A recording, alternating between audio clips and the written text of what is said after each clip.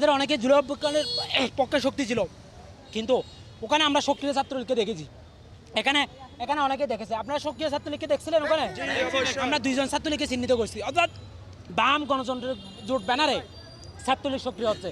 এখন ছেলেরা ছাত্রলীগকে দেখে উত্তেজিত হয়ে গেছে, পুলিশ চেষ্টা করছে তাদেরকে নিয়ে যাওয়ার জন্য, কিন্তু তারা তারপর ব্যাগ আসছে। এই যে দুই পক্ষের উত্তেজনাকর সময়ে দুই পক্ষের সংঘর্ষে কোনো একজন আহত হয়েছে। এটা আমি হয়তো দেখছি, একজন মহিলা আহত হয়েছে। এটা হচ্ছে দুই পক্ষের সংঘর্ষে আহত হয়েছে। আজহার ভাইয়ের যে বেকসুর খালাস, তারা সেটাকে মেনে নিতে পারতেছে না। উচিত ছিল যে সমস্ত বাম ছাত্র জোট, বাম ছাত্র সংগঠন 2013 সালে শাহবাগের এনাবলার হিসেবে কাজ করেছে, শাহবাগের এস্টাবলিশমেন্টের পক্ষে কাজ করেছে, তাদের উচিত নিঃশর্তে ক্ষমা চাওয়া।